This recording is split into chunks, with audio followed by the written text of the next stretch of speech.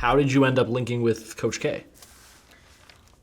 Actually, you know, P, Coach K's partner, he was like DMing me on Instagram when I was like 14, 15, and I had never seen it because I was getting this when I started just getting my followers. I was a little popping, you feel me?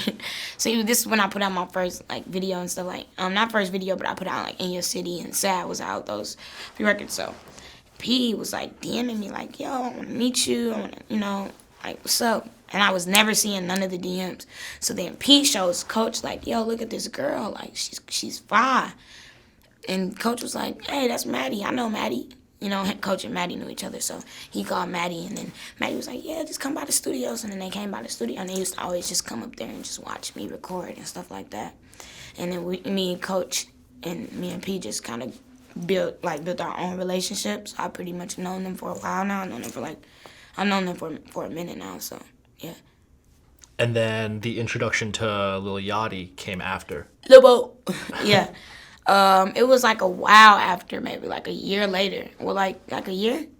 A while after, I don't know.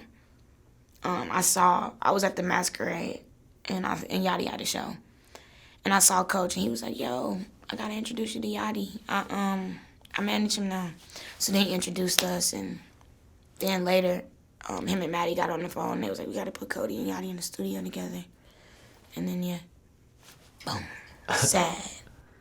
And had you been like a fan of Yachty? I always used to, my best friend, right, he always used to play, how many niggas you know? So they would right out the bowl, I mean, or I got hella O's, you know. I never knew who he was. I always just knew that's Lil Yachty. I always kept hearing this Lil Yachty, Lil Bo, Lil Yachty, Lil Bo. Never had a face to the name. But then I always seen a kid with red hair and beads, and I never had a name to the face. So then I found out, because I always seen him around. I just never knew who he was. Like, yo, it was this kid with red hair. And what was it like meeting him? He was just cool. He don't really talk like that. When I first met him, it was just like, it was cool. But then, like, once we got in the studio together and stuff, it was like, wow. We actually had, like, a real, like, we clicked. Like, we could be friends for real in real life. Okay. Yeah, because, I mean, I imagine that would be kind of awkward when you have kind of your business people being like, oh, you got to work with this person. And then you just kind of meet, and it's like, all right. It's kind of awkward. But, no, we're cool. Yeah, okay, cool. We got good energy. And what's working with him like? How's he to work with? He's just gonna go in there and he's gonna like freestyle his whole shit, and he's gonna leave you a piece, and then you're gonna be feeling like, dang, I gotta go in there and freestyle mine. Like on All In, everybody was just freestyling their verses. I was like sitting there writing it, and I was like, what? Threw it, garbaged it. I was like, I'm about to freestyle my verse, too. And then I went in there and freestyle. He just be making me want to freestyle. So he really did not have anything written, just came in off the top? I've never seen Yachty write. Maybe he pull out his phone once. One time I've seen him do that, and I was in Toronto. But other than that, he don't write nothing. But your process is you got to have it written. No, I don't have to, because sometimes I could freestyle. Like, freestyling is never like, bankroll after bankroll, I love to spin. As soon as I get back, let's spin it all again. And I just said all of that in one take, and I just did a freestyle that far. It might be like that for somebody, but some people. But it's usually like rap, and then you be like, dang, them 3 lines was fire. Okay, re-erase that. Say the 3 lines over.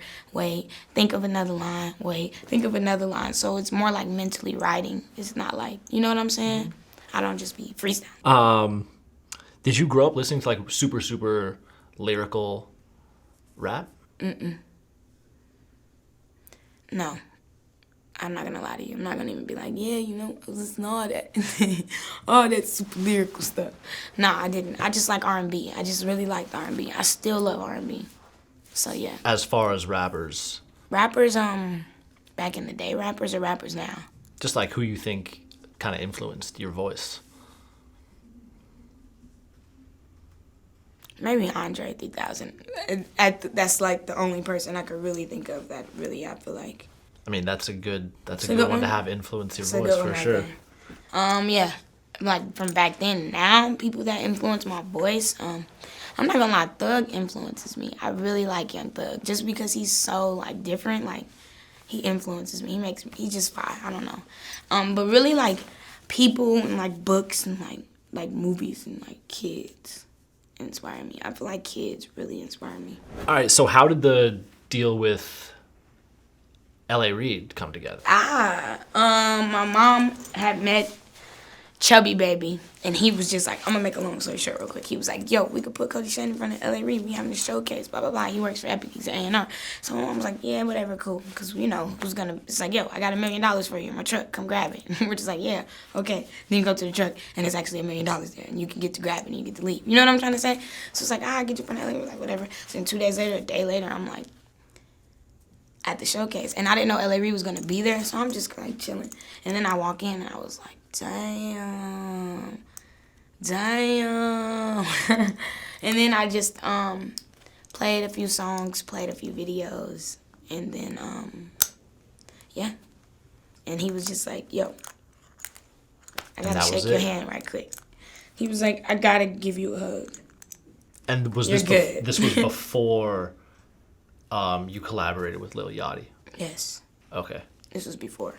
So what was the first song? Was Sad the first song you guys did together? It was like, yo, I want to get you on. I want you to get on this song. But the first day we met, we did 3. We did like, he got on one of my songs, I got on one of his songs, and we did a brand new song. Oh, you did them all together? Yeah. So like the first day we met. So yeah. That's dope how that worked out, because it seems like Sad is like the perfect. It seems like your sound is so compatible with Lil Yachty's sound. I just knew that he would bring something to the record that it was like missing. What's it like being on the sailing team? It's cool. It's just like having a lot of brothers, you know. It's just like having 7 brothers, being the only girl. But it's really cool.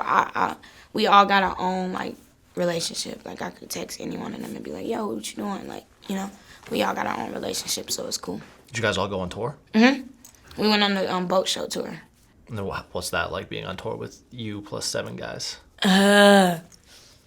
Pull your hair out is what it's like. Nah, it's just like, I mean, dudes gonna be dudes, you know, so it's like being a bunch of stinky niggas. But they don't stink all the time. I'm not saying y'all stink. I love y'all. I'm just saying, though. You know? They're my boys right there. Shout out to the gang.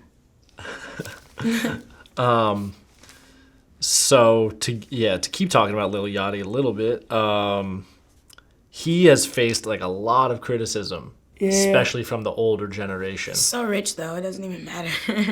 True. It doesn't even matter. I mean, why do you think that is?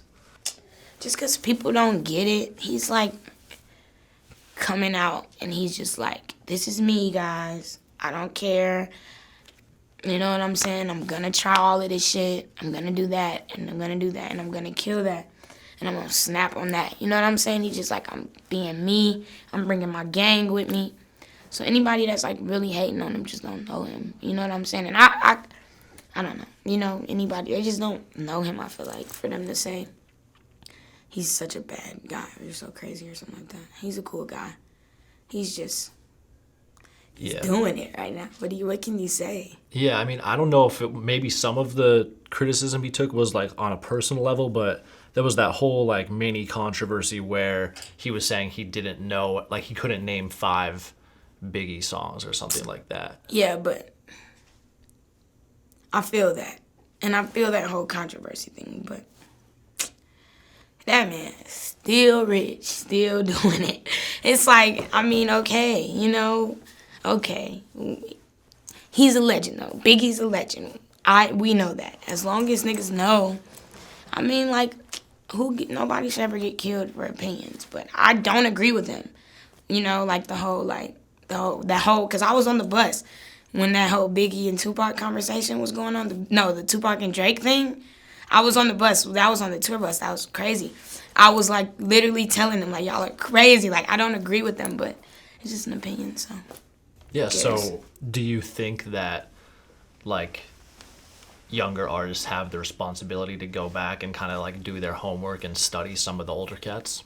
I think if you trying to follow in the same footsteps is like, if I was trying to follow in the same footsteps as like Biggie or Tupac, somebody like that, then yes, I should go back and have to do my homework and do my history, you know, like know everything. But if I'm just trying to create my own lane, I do think that you should be aware and always respect to respect the legends, you gotta respect your elders and stuff, and I do think you should be aware of what came before you and what helped open up, the doors that are open now. But I don't think you have to know every fact about what's going on just because they were legends. You know what I'm saying? I definitely think you have to be aware and, grateful for the people that paved the way. I think you're absolutely right. Super. So you called Yachty the Soulja Boy of this generation. Not no more. But Soulja. That way. What did you mean by that? No, I'm just kidding. He is the Soulja Boy of this generation, though. For real, Soulja Boy came out like this. Nobody had ever did that before. Nobody ever did, this man gotta dance. Yachty came out with the beads, the red hair. He was a little off key. You know what I'm saying? But it worked, and it was lit. And he had the cartoony beats. You know what I'm saying? He was sampling the Rugrats and shit like that. You know what I'm saying? He was just he was doing stuff that nobody else was doing. Wasn't nobody really doing that as heavily as they were until he started doing it. You know what I'm saying? When he started sampling, cartoons and stuff, everybody started doing it. They still trying to do it now. So, I just think that he came out doing something different. Soulja Boy came out with them baggy clothes on. Everybody started wearing baggy clothes. You know what I'm saying? So everybody got beads in their hair. Well, what did you think about the beef between Yachty and Soulja Boy? Were you around for that? Yeah, I think it was whack. I'm not gonna lie.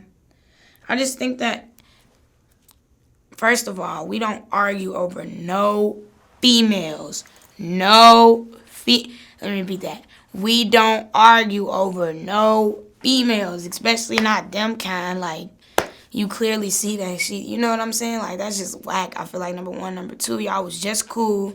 Now, okay, number one, I feel like it's so lame to put out, screenshots and stuff. Just chill, bro. I feel like internet beef is lame. I feel like if we got each other number, like me and you posting stuff on the internet about me, I'm posting stuff on the internet about you, I could have just called you.